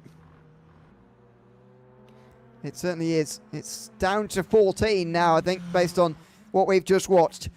Tom Stevens finishing in front of Scott Mitchell-Marmon. Another Rapper Racing 1-2. Matt Richards couldn't move up from 3rd place. In fact, the top 8 all stayed the same. Chris Grevitt, Luke Mitchell, Jordan Richardson, Callum Wilson, Fraser Hart, Simon Tribeck and Colin Messina then round off the top 10. Alessandro Capacito Via, Alan Axon, Alan Smith, Alexander Sarema round off those in the points. Dave Brewster was 16th, front of Carl Benton. Darren Wright, Stuart Rolfe and Olivia Krasnowska, who finishes in 20th. Fabio Michel on their 21st, only just stayed on the lead lap. Matthew Williams went 1 lap down at the very end there. Well, Williams isn't going to be in position to go on and win in race 3 because of the reverse grid, but some others are. Based on the difficulty in overtaking we've seen so far, I don't think it matters how big the reverse grid is. Some guys who haven't won very often this season, I think have got a decent chance tonight. I mean, of course, you've got to look at reverse grid pole. Callum Wilson, he's going to have the best chance here, seeing how hard it is to overtake. And we've been watching him with you could argue, a defensive masterclass against Fraser Hart for the last 40 minutes, pretty much at this point. He's been doing incredibly well at keeping him at bay and has hung on to that 7th spot. And now he may benefit from it because, reverse grid pole. Let's see what he can do there. I think equally, Luke Mitchell got some real good pace in him. Of course, Jordan Richardson as well in that little group right at the front and the sharp end. So as long as they can keep their pace up, not fight it too hard, they should be able to keep the faster guys at bay because we've seen how tricky it is to get a pass and make a move. Equally, I think that could shake things up in that Matt Richards, you may see some little bit more aggressive action here in race number 3. Well, he is already ahead of 2 of the Rapper Racing drivers. So if Wilson's on pole, Mitchell's going to be in 3rd, but I think Richardson's going to be alongside Wilson, isn't he? So Power Max are already going to have 1 and 2, as far as I can work out. Then Mitchell. So already, obviously, that's important because Power Max have got 1 and 2 over the rest of the field. Rapper Racing, who will be in 3rd place and at best 6th place, therefore, because they've done so well in these first 2 races. And now this is the problem for Rapper Racing because it's happened week after week, really, in race 3. They lost 6 points, for example, 2 weeks ago. They actually gained some back at Alton Park, but it hasn't happened very often. Knock Hill, they lost a few in the final race of the day. Croft, they lost loads. That, of course, was in the first part of the season where they weren't going quite so well. If you have a good first 2 races in the Teams Championship, you can lose some of those gains again in the final race. That's what we've got to worry about, I think, for the final round of the season, because at the moment we're shaping up to have a season where Rapper Racing actually get their nose in front in time for the very last race of the season, but Power Max start the Brands Hatch Grand Prix final race with a slight deficit, but a better position because of the reverse grid, and maybe that is going to be the difference in this championship, which looks like it's going right down to the wire here. And we wouldn't have it any other way, if I'm being completely honest, because who doesn't want to see a championship go right down to the last round, even the last race of the last round? How fantastic would that be to see? But of course, we'll have to wait for that one and see how it all pans out. I'm looking in the drivers' chat again here, Ewan. Tyre problems still the big topic of conversation, and Alan Smith raises Matt Richards 15% left on the tyre wear, and he raises him with 9% left, and I think I even saw Luke Mitchell potentially down to sort of 2 or 1%. So few drivers clearly having issues, some more bigger issues than others in that regard for tyre wear, but it didn't seem to cause all that much of a problem at the moment. I think that maybe explains a little bit what we saw from Tom Stevens in the early part of the race, to be honest, where it looked like initially he was in a bit of trouble, but I think he was just tyre saving a bit at the end there, and some of the others weren't quite, and that flipped around towards the end when Stevens was really able to get away from the others quite nicely, and get 2.5 seconds over the rest. It's going to be a little bit less time for that in this final race, because you want to make the moves early, but they're going to have to balance that, it seemed, with a bit of tyre conservation, which, again, I'm not really sure why this is the place of all places that that has really become a factor, but it does seem that, for whatever reason, this circuit, perhaps more than any others, maybe someone could correct me, but seemingly more than any others, has become a place where tyre wear is such a factor. I could have a guess as to why. Whether I'm right or wrong, I can't be 100% on it. I would imagine you're constantly turning and hacking at the wheel. You've got no straight at all. You're pretty much constantly putting some rotation through the car. I mean, the straights that we have here, Cooper is the straightest one of them. That's the small little back straight between Graham Hill and Surtees. And of course, the Brabham, the main pit straight, is one giant curve, you could argue. Of course, you are flat out and you do act like a straight, but immediately turn 1, turn 2, they come up on each other, in next to no time, and the same for the rest of the lap. You're not giving the tyres a chance to breathe and cool off. They're constantly being put through their paces, and so the temperatures rack up, the tread wears off, and before you know it, you overheated your tyres, you've got nothing left, and you're scrambling around for grip. But that would be my guess, Ewan. I think I'm pretty much on the money, but maybe the drivers and certainly people watching have another view of that. Yeah, hopefully we'll be able to chat to a few of them after the race and see what they've got to say, and see how today has gone for them. For Power Max Racing, they've lost a good deal of points now in the team's championship. They are, I think, only 14 points in front of Rapid Racing now, but this is the chance they've got to win it, win some of those points back. If you look at these last 2 rounds, sort of taking the rest of the season out, they've got 40 points coming into today. They can afford to lose 19 points per race, per round, and so you think you start to average that out. Well, can they go on and gain at least 7 points in this final race just to pull that margin back over 20 again? Now, I think it would be a big statement if Rapid Racing would just finally start making some overtakes, something we've not seen very much of so far today, and start to, really close in on Power Max here with only a round to go in 2 weeks' time. But I think more likely is that quest to just try and tip that margin back over 20 points again. And so they know in 2 weeks' time, Power Max, that they can very much hold on to the margin that they've given themselves. I think you're spot on with your analysis there, Ewan. If they can manage that, then that is a big swing in their favour for the race in a fortnight's time. But of course, we will be returning to the same circuit, albeit a little bit longer, going into the sort of wooded area of it around the back end. And it does provide a little bit of a slightly tougher challenge to keep some cars at bay, because a few more corners open up for overtakes. And so might be a bit trickier to hold off for a bit longer. But I mean, the characteristics will all still be the same. Narrow circuit, not many straights going into sharp hairpin corners to get some late lunges. And so if it is anything like this week and Rapid Racing are on top dollar once again, I would imagine going in a fortnight's time, they should be there pretty much as well. Yeah, indeed. As the drivers make their way around on the formation lap for the final time here tonight, ready for the final race. Callum Wilson and Jordan Richardson will indeed be on the front row together. Luke Mitchell will be the first of the Rapid Racing drivers in third. Chris Grevitt, then the only non-Rapid Racing or Power Max driver inside this reversed top 7. Then you've got Matt Richards, who needs to gain Drivers' Championship points too.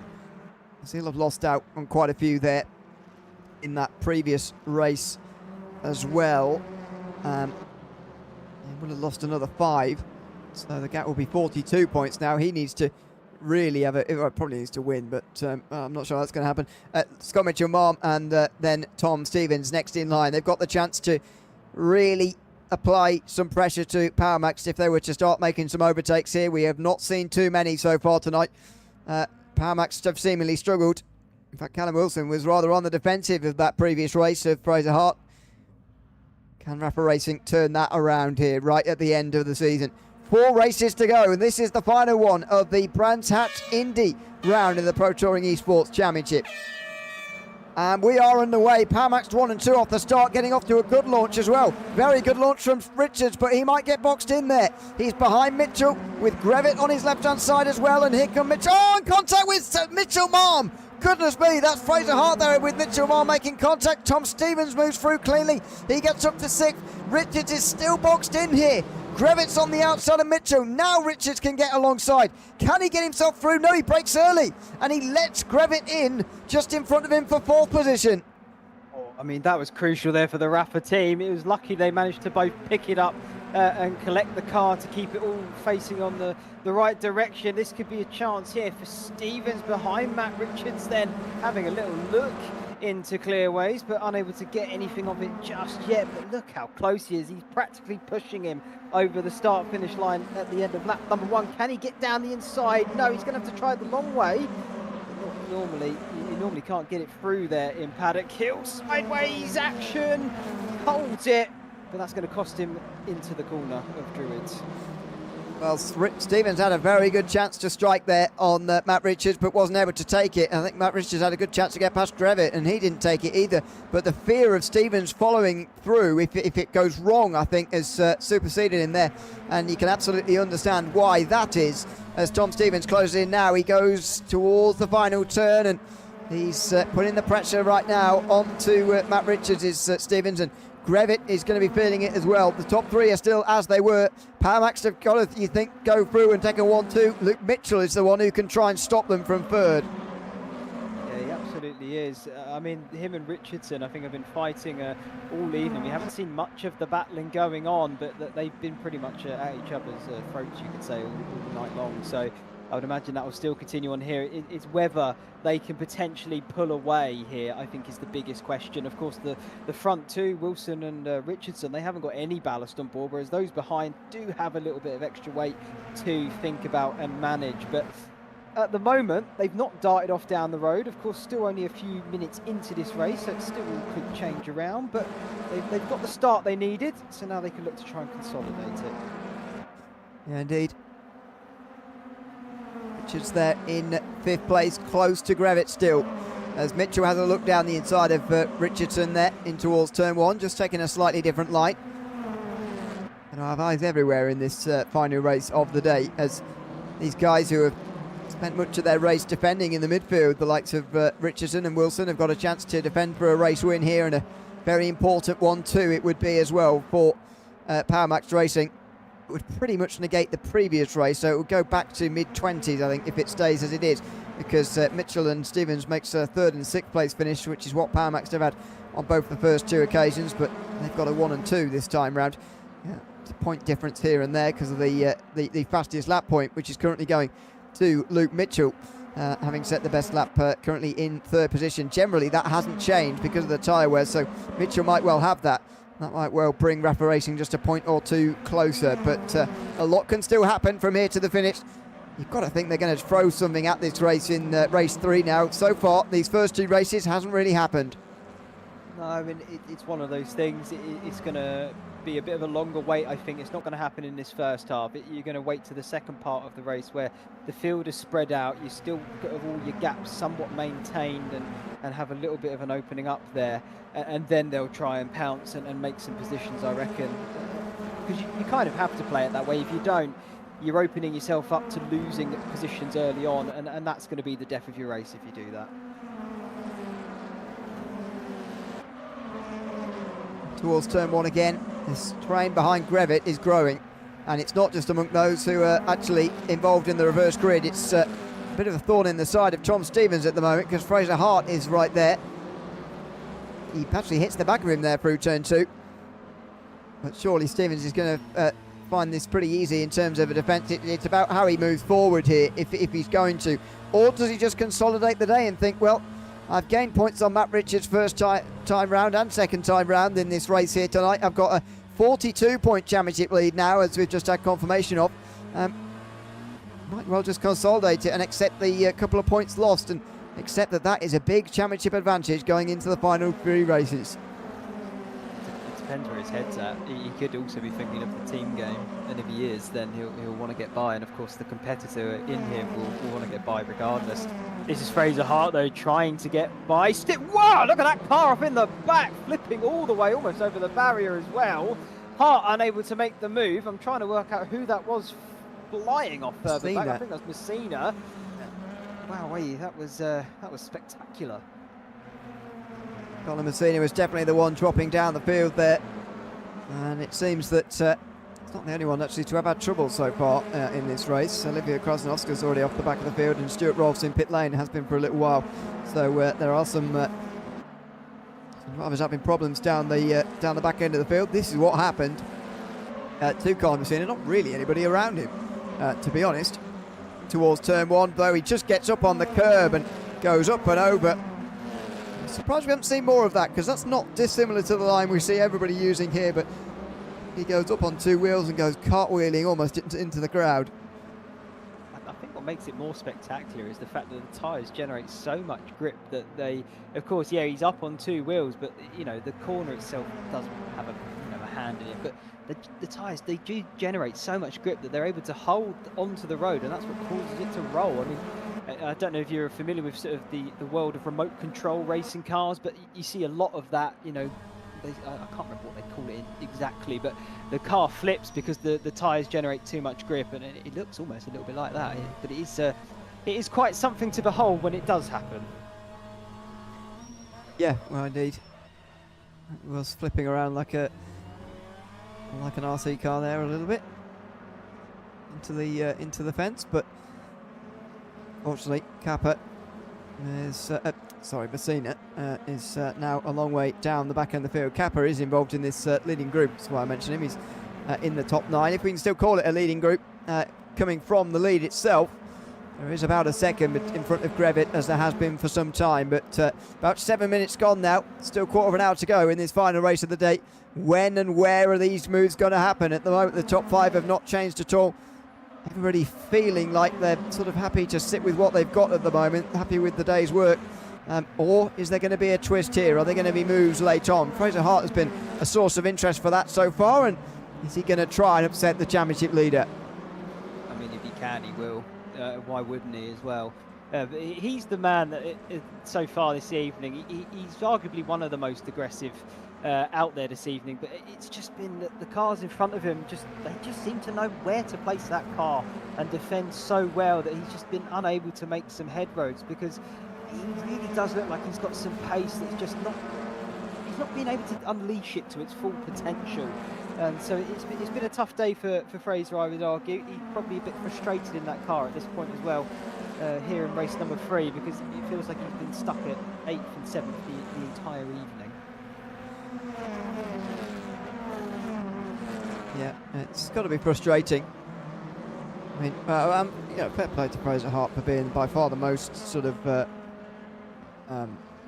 proactive, I suppose, with trying to make the moves so far, but it's just not really been happening for anybody, even despite his attempts here. As Callum Wilson continues to lead at the front of the field, currently 7th place in the points after the previous race. He's only won once this season. That came at Donington Park all the way back in round number 1. That was in the middle of November. It'd be good for him to get back onto the top step again. He'll be pleased with it, although Power Max Racing will have lost points in the championship fight, as we know. They will have lost less than 20 though, and they know that again that if they can repeat that in 2 weeks' time, they take home the team's title. It's going to be very, very close, it seems. Rapid Racing are going to run them close, but Power Max, I think, as it stands, are going to get out of today with a solid result. It's not it's not brilliant. They would have liked to extend the championship lead if possible, or at least keep it the same. They've lost points, but it's nowhere near as bad as it could have been, and that might be a source of comfort for them. I mean, going into any final round, it's always comforting to have a points lead. For Tom Stevens, it's going into the drivers for the final round with a very comfortable points lead at this point, even if he does maintain where he is now and lose, 2 points from Richardson this final race potentially. Let's see how that goes. But even for the teams championship here, Power Max Racing, if they can go into the final race and still have a decent margin, but of course they have the best shot at that title. So They'll of course look at today. They'll study it. They'll analyse it. I would imagine they'll go back to the drawing board. Where can we improve? Where were they better than us? And try and hopefully pick up on that and make some improvements into a fortnight's time. Because of course half the circuit is the same. And so if they can find out where they were weakest around this part of the circuit, they just got to hope to nail the rest of it. Yeah, it's a short lap round here, and so far a lap with very few opportunities within it, unfortunately. You can certainly understand Luke Mitchell's hesitance to get involved at the moment. Rapper Racing will also be relatively pleased with the amount of points they've gained, but it's less than half of their previous existing gap, which will be disappointing to them, I suppose.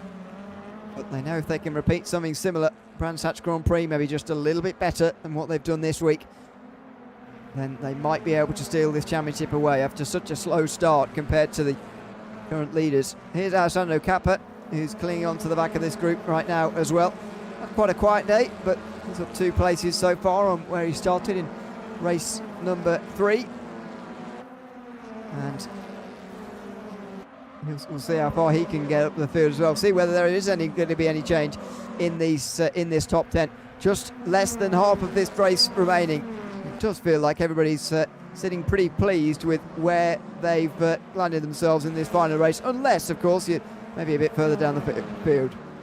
Unless you're Carl Benton, here he is trying to fight back. He's managed to find his way back into 14th spot. Of course, we saw what happened. Or at least a glimpse of what happened in race number 2. He got spun around on the front. I believe it was Carlo Messina's car on that occasion. But he's fought his way back once again. He's up into 14th here. And he is on the rise. 3 positions gained in this race alone. I was just having a little look at the back of Alan Axon's rocket car. But that gap seems to have just opened slightly and is now struggling again. But it's a shame for Carl, because I think if what happened in race number 2 didn't occur, I tell you, he's looked very strong here this evening. Indeed. It's side by side, Axon and Smith. And that group that it starts with them really in 12th place, and Brewster and Wright side by side within that as well. Although they've taken themselves out the back of the group with a bit of side by side. Kappa still close to Mitchell Marm, see if he can maybe instigate something inside the top 10 here. They're not really close to the rest of the group anymore.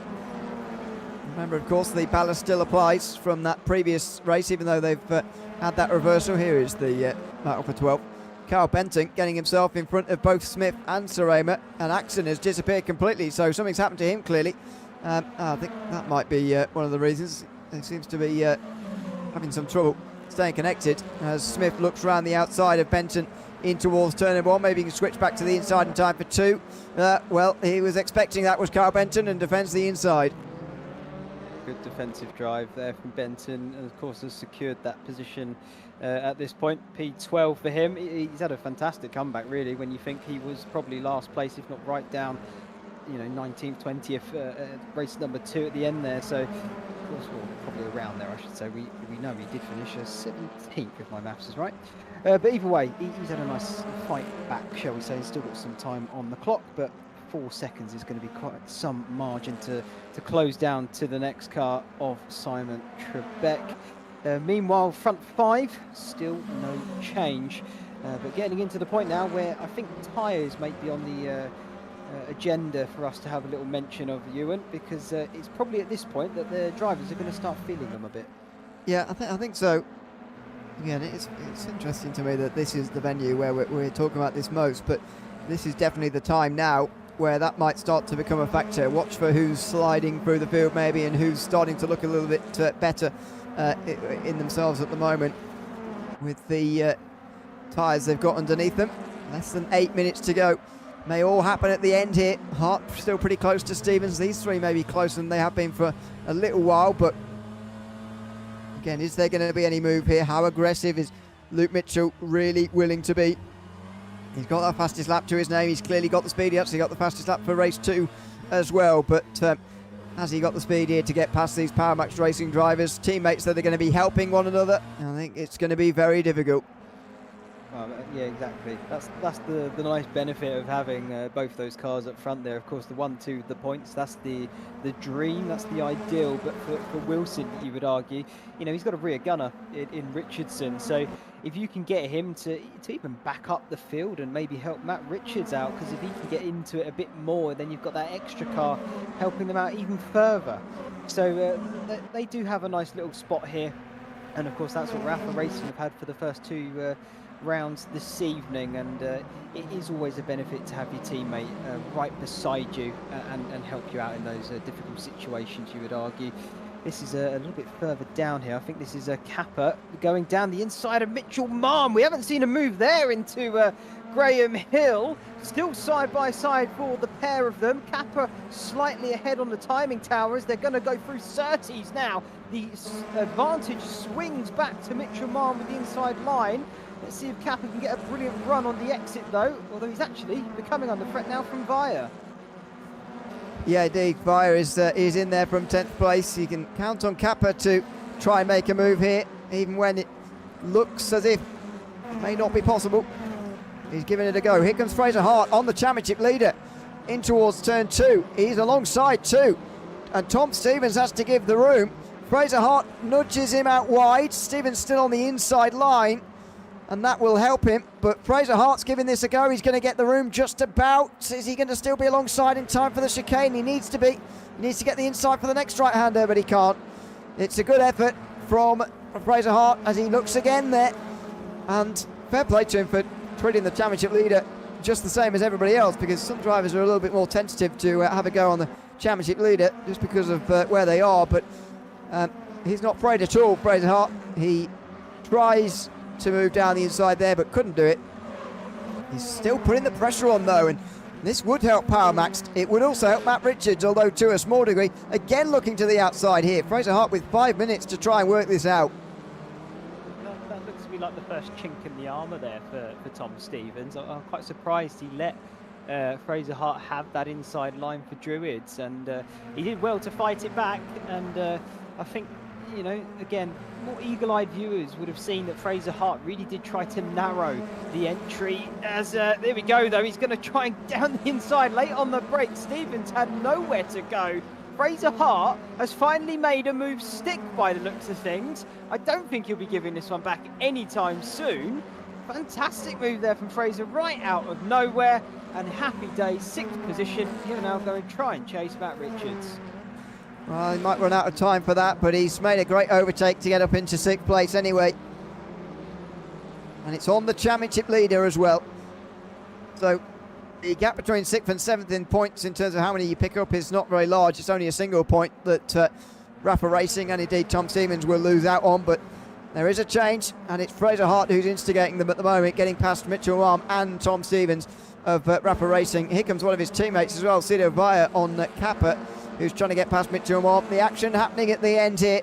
These guys, are they going to run out of time? Very possibly, but they are giving it a go towards the end, and it's Fraser Hart and Cito Via on that team that we have to thank, and Alessandro Capra as well, who's giving this a go late on. Yeah, absolutely. I mean, it's brilliant to see that they're still going at it even in these late stages, rather than just sort of accepting where they are, and why should they as well. And you've said already, Fraser Hart treating Tom Stevens like no other, not a championship leader, just any other driver on the circuit. That's the attitude I think everyone should have. It doesn't matter where they are in the championship. You're racing at the end of the day, and you want to pick up the best spot you can personally. So it doesn't matter who they are. You should go at it as hard as any other driver. As Kappa is now on Mitchell Marm, he's going to capitalise from that small error there in through Surtees and McLaren. And Alessandro Kappa needs no further introduction to happily walk through an open door, and he does so and picks up that spot there of 8th spot, although he's going to immediately make a mistake. And now comes Mitchell Marm back.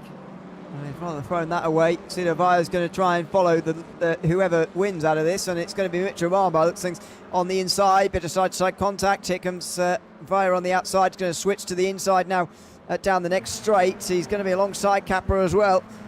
He always gets a little bit dicey into here, but he's through. Via up to 9th, and that's the danger I think that everybody's been sort of playing in their minds throughout this race. you can, complain all we like about the lack of desire for these guys to actually move up through the field, and they're not trying anything too extravagant, but I think that's one of the reasons why, it's been so close throughout this race here tonight, that all these races really, that they're just not really, or they're just very aware of the risks, I think is the best way of saying it probably, because there's always somebody queuing up right behind you, and if it goes wrong then you're likely to lose places, not even just stay where you are. Absolutely. I mean, they all know that. They tally it up in their mind constantly, lap after lap, as this is a bit of door bang here between Brewster and Smith. Sarima just sort of locking them, or blocking them in, I should say, so no way through there for Brewster further.